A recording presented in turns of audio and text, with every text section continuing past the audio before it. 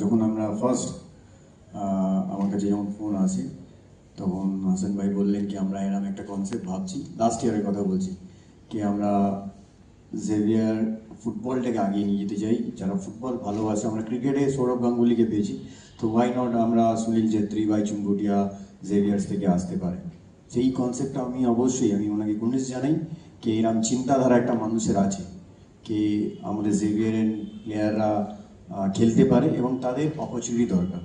তার জন্যই কিন্তু এই যে সব কিছুই কিন্তু একটা অনেস্টি চিন্তাধারা, এই অনেস্টি চিন্তাধারা থাকলে আই থিঙ্ক প্রত্যেকটা মানুষ পাশে দাঁড়াবে, প্রত্যেকটা মানুষ আসবে, যেরকম আপনারা এসছেন।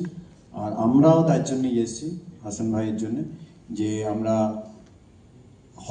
এখানে এনজয় করছি, সত্যি লাস্ট ইয়ার খুব এনজয় করেছি এই ফুটবলটা, কিন্তু তার সাথে সাথে যে প্লেয়ারগুলো আমাদের সাথে যারা খেলেছে তারাও ডিজার্ভ করে। তারা মেবি পড়াশোনার জন্য, মেবি তারা আরও কিছু আশেপাশে তাদের পড়াশোনা অনেক বেশি চাপ আছে বলে খেলতে পারে না, কিন্তু প্রত্যেকটা প্লেয়ারের মধ্যে কিছু না কিছু স্ট্রং পয়েন্ট এবং কোয়ালিটি আছে।